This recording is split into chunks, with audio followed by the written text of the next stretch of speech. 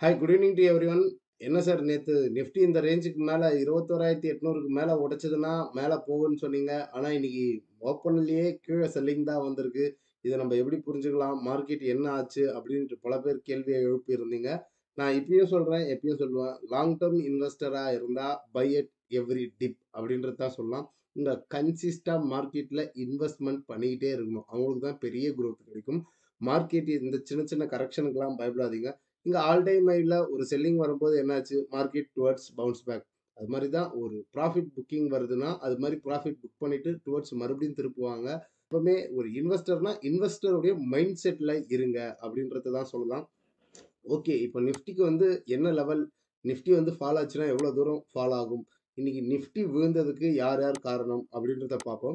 கிளியரா மார்க்கெட் வந்து ஒரு ஸ்விங் ஹைல போயிட்டு இருந்தது. இந்த இடத்துல வந்து ஒரு ப்ராஃபிட் புக்கிங் வந்தது.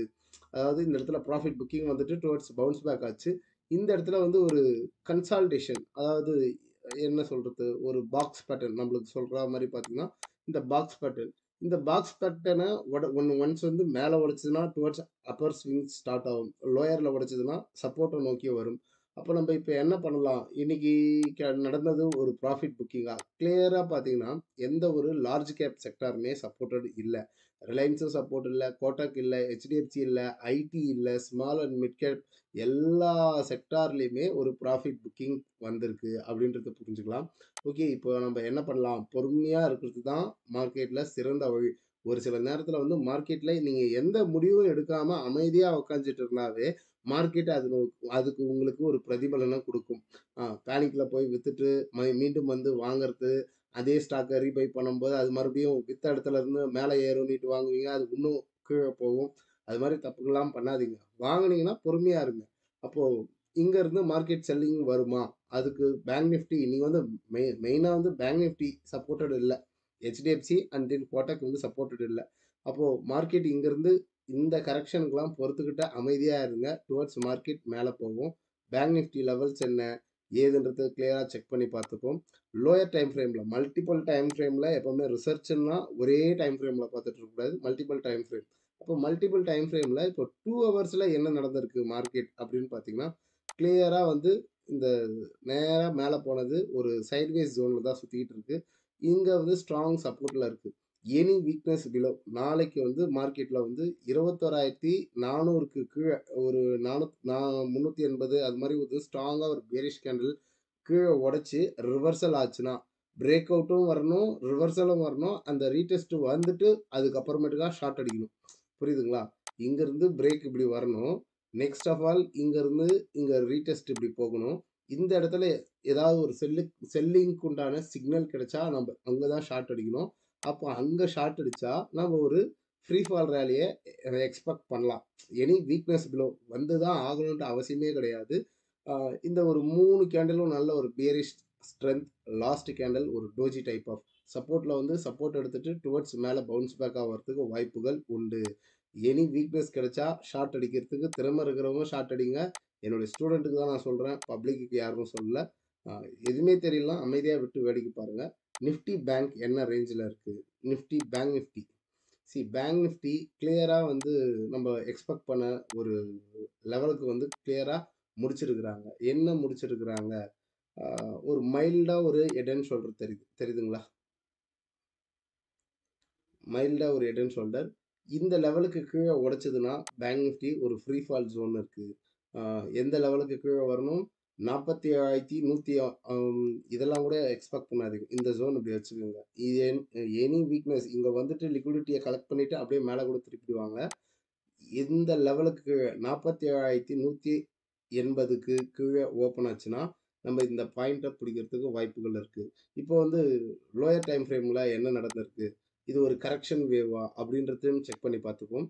ஒரு 2 ஹவர்ஸ் கேண்டல்ல கிளியரா வந்து சப்போர்ட் எடுத்திருக்கு. நத்திங் டூ வொரி அப்படின்றது தான் சொல்லுவேன். இங்கருந்து பவுன்ஸ் பேக் ஆச்சுன்னா, மார்க்கெட் அடுத்து ஒரு ஸ்விங்க ஸ்டார்ட் பண்ணும். மார்க்கெட் எப்பவுமே இது மாரி தான். ஒரு ஸ்விங் ஆயி போச்சுன்னா, ஒரு கரெக்ஷன் அண்ட் தென் ஒரு ஸ்விங் ஆயி மீண்டும் ஒரு கரெக்ஷன், ஒரு ஸ்விங் ஆயி அப்படி தான் ஃபார்மேஷன் வரும். நேரா ஏத்திக்கிட்டு போ மாட்டாங்க. பி பேஷண்ட் அப்படின்றது தான் சொல்லலாம். ஓகே. இன்னைக்கு நெறைய பேர் வந்து தொடர்ந்து ஒரு கொஸ்டின கேட்டிருக்கிறாங்க. லாங் டெர்ம் இன்வெஸ்ட்க்கு எங்களுக்கு ஏதாவது ஸ்டாக் சொல்லுங்க. எ என்ன பண்ணணும்? லாங் டெர்ம் இன்வெஸ்ட்மென்ட்ல எப்படி இருக்கணும்? அப்படின்னுட்டு. அந்த லாங் டெர்ம் இன்வெஸ்ட்மென்ட்க்குன்றதுக்கு ஒரு கிரைட்டீரியா இருக்கு. மத்தவங்க எப்படி என்ன பண்றாங்கன்றது எனக்கு தெரியாது. நான் என்ன பண்ணுவேன்? இந்த மார்க்கெட்ல வந்து ஒரு லாங் டெர்ம் ஸ்டாக்க எப்படி எடுப்பேன்? அந்த ஸ்டாக்குக்கு ஃபண்ட எப்படி இன்புட் பண்ணுவேன்? எந்த லெவல்ல வச்சிருப்பேன்? அப்படின்றத சொல்றேன். கேப்பிட்டல் வந்து நான் பெருசா போடுவேன். ஒரு 50,000 1,00,000 அப்படின்னுட்டு தான் நான் இன்வெஸ்ட் பண்ணுவேன். அந்த இன்வெஸ்ட் பண்ற இடம் எந்த இடம்? நான் எந்த இடத்துல வாங்குவேன்? எப்போ பார்ஷியல் ப்ராஃபிட் புக்கிங் பண்ணுவேன்? அந்த பார்ஷியல் ப்ராஃபிட் புக்கிங் பண்ணிட்டு, எக்ஸ்ட்ரா எனக்கு இந்த மார்க்கெட் குடுத்த லாபத்த, அந்த லாப குட்டிகள நான் உள்ள விட்டுட்டு எப்படி என்ஜாய் பண்ணுவேன்? அப்படின்ற ஒரு டாபிக்கா இன்னைக்கு எல்லாருக்குமே புரியிற மாரி எடுத்து குடுக்கலான்ட்டு இருக்கிறேன். வாங்க அதுக்குண்டான சினாரியோ என்ன ஏதுன்றத பார்ப்போம். டின்பிளேட் அண்ட் தென் டாடா ஸ்டீலோடைய மெர்ஜர் நியூஸ இன்னைக்கு போட்டிருப்போம். அதிலயும் நெறைய பேர் கேட்டிருந்தீங்க. என்ன ஏதுன்னுட்டு. 10 டின்பிளேட் ஷேர்ஸ் நீங்க வச்சிருந்தீங்கன்னா, 33 டாடா ஸ்டீல் குடுக்குறேன்றாங்க. ஓகே. அப்போ 10 டின்பிளேட் இன்னைக்கு போயிட்டு நம்ம வாங்கணும்னா ரூ. 432 ரூ. 4,320க்கு பை பண்ண போறோம். ஓகே. அப்போ நம்மளுக்கு ஏதாவது ஒரு ஆர்பிட்ரேஜர்ல ஃபார்மேஷன்ல ஒரு ப்ராஃபிட் இருக்கா? அப்படின்னு பார்த்தீங்கன்னா, எந்த ப்ராஃபிட்டுமே இல்ல. பருத்தி மூட்டை அங்கேயே இருந்தா என்ன? அப்படின்ற மாரி தான் இருக்கு. டாடா ஸ்டீல் வந்து 33 ஸ்டாக் வந்து ரூ. 132ல ட்ரேட் ஆகுது. ரூ. 4,320. அப்ப இங்க 10 வாங்குனா, இங்க 33. அதுக்கு நம்ம நேரா வந்து டாடா ஸ்டீலயே பை பண்ணிப்போமே! அப்ப எதுக்கு டின் பிளேட்டுக்கு போணும்? அப்ப டின் பிளேட்ட அ இந்த பிரைஸ்ல வாங்குறது ஆர்பிட்ரேஜருக்கு வராது அப்படின்றத டிக்ளேர் பண்ணிக்கலாம். அ வெயிட் பண்ணுங்க. டாடா ஸ்டீல பை பண்ணணுன்ட்டு இருக்கிறவங்க மார்க்கெட் ஒரு சின்னதா ஒரு கரெக்ஷன் குடுக்குது. ஒரு சப்போர்ட் ரேஞ்சுக்கு வரும்போது சொல்றேன். பை பண்ணிக்கலாம். இன்னொரு நண்பர் கேட்டிருந்தாரு, டாடா பவர எப்ப பை பண்ணலாம் சார்? கரெக்ஷன் வரும்போது சொல்றேங்க, பை பண்ணிக்கலான்னு. நல்ல கமெண்ட் சார் அப்டின்னாரு. அவரு எந்த காரணத்துக்கு எப்படி கிண்டல் அடிக்கிற மாரி பேசினாரா என்னன்றது தான் எனக்கு புரிய மாட்டேங்குது. மார்க்கெட்ல கரெக்ஷன் வந்தா, அந்த கரெக்ஷன் வந்த இடத்துல தாங்க நான் சொல்லுவேன். மார்க்கெட் வந்து மேல போயிட்டு இருக்கும்போது, மேல போயிட்டு இருக்குதுன்னு சொல்ல மாட்டேன். எப்பவுமே நான் வந்து எந்த இடத்துல ஒரு பாட்டம் அவுட்ல ஃபிஷிங் பண்ணணும், இந்த இடத்துல வாங்குறது தான் சேஃப்டியா இருக்கும். இதுதான் ஒரு நல்ல ரிட்டர்ன்ஸ குடுக்கும். அப்டின்ட்டு தான் நம்ம சொல்லிட்டு இருப்போம். அது என்னுடைய ஃபாலோவர்ஸ்க்கு நல்லாவே தெரியும். அந்த நண்பர் ஏன் அப்படி கேட்டாருன்றது, ஏன் அப்படி சொன்னாருன்றது எனக்கு புரியல.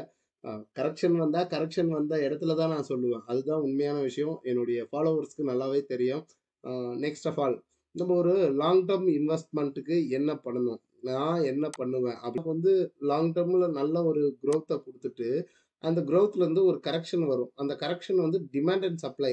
அ ஒரு டிமாண்ட் எங்க இருக்கு? சப்ளை எங்க இருக்கு? எங்க வாங்கணும்ன்றது தான் இங்க கேம் பிளேவ. அந்த இடத்த நம்ம வந்து கிளியரா ஃபைண்ட் அவுட் பண்ண தெரியணும். அது வந்து டெக்னிக்கல்ஸ்ல தான் நம்மளால ஃபைண்ட் அவுட் பண்ண முடியும். ஃபண்டமெண்டல்ஸ்லயும் ஃபைண்ட் அவுட் பண்ணலாம். அதுக்குன்னிட்டு ஃபண்டமெண்டல்ஸ்ல ஃபைண்ட் அவுட் பண்ண முடியாதுன்றது நான் சொல்லல. டெக்னிக்கல்ஸ் அண்ட் ஃபண்டமெண்டல்ஸ் 2த்தையும் கம்பேரிசன் பண்ணி, அந்த ஜோன நீங்க கண்டுபிடிச்சுட்டீங்கன்னா, நீங்க தான் கில்லாடி இந்த மார்க்கெட்ல. அப்ப நான் என்ன பண்ணுவேன்னா, மார்க்கெட் நல்லா கரெக்ஷன் வந்துட்டு, ஸ்ட்ராங்கா இது மாரி டிமாண்ட் ஜோன். இப்போ ஒரு எக்ஸாம்பிள்க்கு ஒரு ₹50 ஸ்டாக் வச்சுப்போமே. இத வந்து நம்ம என்ன சொல்லுவோம்? ஒரு ஸ்டாக் ஏ. இந்த ஸ்டாக் ஏ வந்து இந்த லோ வரும்போது நான் இந்த லோ வந்துட்டு இங்க ஒரு வேவ் ஃபார்மேஷன் வரணும். அப்போ கிளியரா இந்த இடத்துல டிமாண்ட் இருக்குன்னும்போது, ஒண்ணு நான் இங்க போயிட்டு ஒரு 50,000க்கு வாங்குவேன். டார்கெட் ரூ. 100க்கு வைப்பேன். அப்போ இங்கருந்து மார்க்கெட் மேல போச்சுன்னா, எனக்கு வந்து ஒரு ரூ. 50,000 நான் இன்வெஸ்ட் பண்ணியிருக்கிறேன்னா, ஒரு 1000 ஸ்டாக். அப்போ ப்ராஃபிட்டா 100 ஸ்டாக்ஸ் இருக்கும். நான் 100 ஸ்டாக்ஸ் இந்த இடத்துல போனோம்னே ப்ராஃபிட்ட கட் பண்ணிட்டு, கேப்பிட்டல வெளிய எடுத்துடுவேன். அப்ப இந்த 100 ஸ்டாக்ஸ் வந்து எனக்கு வந்து ஃப்ரீ ஸ்டாக். புரியுதுங்களா?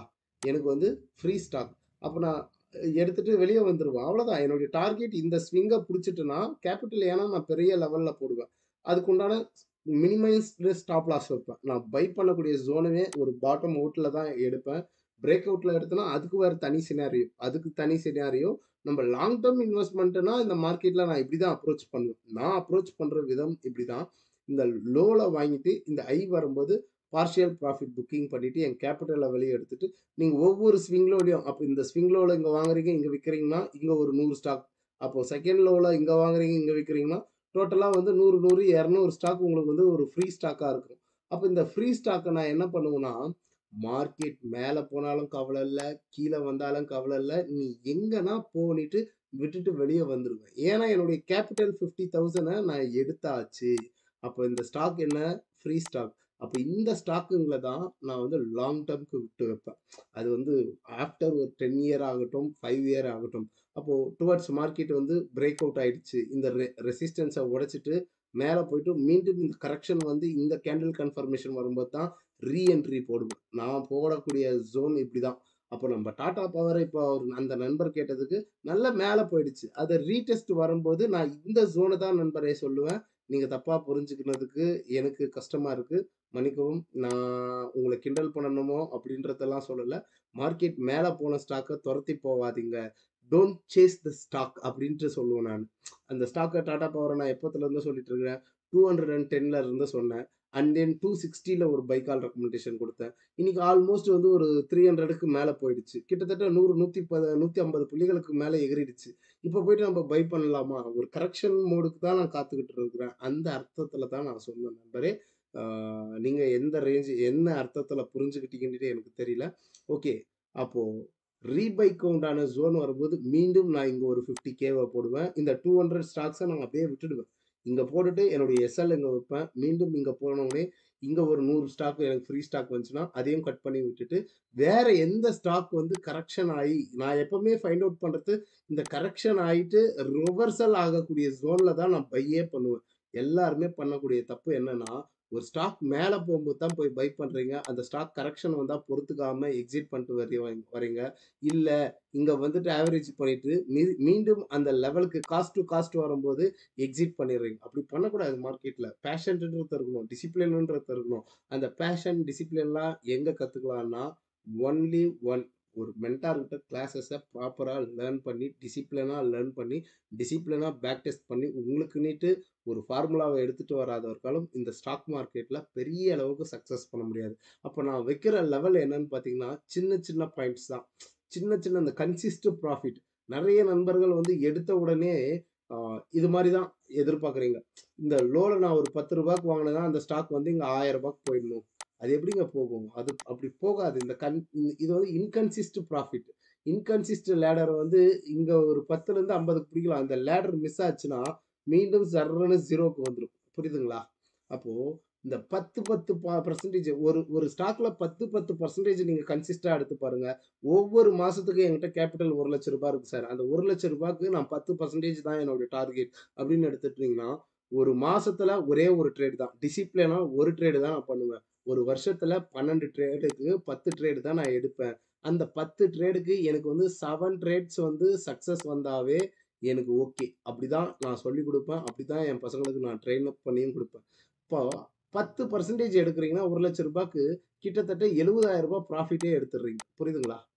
10 ட்ரேட்ல ரூ. 70,000 ப்ராஃபிட் எடுத்துடுறீங்க. அந்த 3 ட்ரேட் என்ன ஆகும்?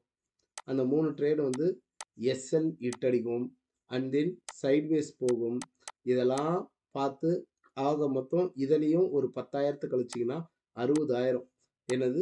60,000 ரூ. 1,00,000 வச்சுக்கிட்டு ரூ. 60,000 ஒரு வருஷத்துல உங்களால எடுக்க முடியும்னா, நீங்க தான் இந்த ஸ்டாக் மார்க்கெட்ட ஆளப் பிறந்தவர்கள். அதுக்கு கன்சிஸ்டா எங்க வாங்கணும், எங்க எடுக்கணும் அப்படின்றது தெரியணும். இந்த கன்சிஸ்டன்ட் லேடருடைய மகத்துவம் தெரியாம நெறைய பேர் இங்க தவிச்சுக்கிட்டு இருக்கிறீங்க. அ கன்சிஸ்ட் ப்ராஃபிட்ட கன்சிஸ்ட் ரிட்டர்ன்ஸ எடுக்க பழகுங்க. லேர்ன் அண்ட் தென் எர்ன் அப்படின்றது தான் நான் சொல்லுவேன். நம்மளுடைய கிளாஸஸ்ல ஜாயின் பண்றதுக்கு மிஸ் ஆயிடுச்சு அப்படின்ட்டு சொன்ன நண்பர்கள், ஒரு ஸ்பெஷல் செஷன ஒண்ணு வைக்கலான்ட்டு இருக்கிறேன். என்னன்னு பார்த்தீங்கன்னா, இப்போ வரப்போற வீக் வந்து ஆல்மோஸ்ட் வந்து கிளாஸஸ் லீவ் தான் பொங்கல் ஃபெஸ்டிவலுக்கு. இப்போ 2 செஷன் போயிடுச்சு. அந்த 2 செஷன நான் ரீடேக் பண்ணி எடுத்து குடுக்கலாம் அப்படின்னிட்டு இருக்கிறேன். நெறைய நண்பர்கள் வந்து பேமெண்ட்ட போட்டவங்களே கிளாஸஸ மிஸ் பண்ணிட்டோம் சார் அந்த 2 செஷனையும் அப்படின்னாங்க. அவங்களுக்கு மீண்டும் புதுசா யாருன்னா ஜாயின் பண்ணணும்னா கூட அப்கமிங் வீக்ல சாட்டர்டே அண்ட் சண்டே வந்து அந்த 2 செஷனும் எடுக்கலான்ட்டு இருக்கிறேன். ஜாயின் பண்ணணுன்ட்டு விருப்பப்படக்கூடிய நண்பர்கள் என்னுடைய கான்டாக்ட் நம்பருக்கு தகவல தெரிவிக்கவும். மெசேஜ் பண்ணுங்க. WhatsAppல டெக்ஸ்ட் பண்ணுங்க. டெக்ஸ்ட் பண்ணிட்டு உங்களுடைய டீட்டெயில்ஸ் என்ன ஏதுன்றது கேட்டுக்கங்க. ஜாயின் பண்ணணும், லேர்ன் பண்ணணும், ஏர்ன் பண்ணணுன்றவங்க தாராளமா கிளாஸஸ் உள்ள வாங்க. நன்றி, வணக்கம்.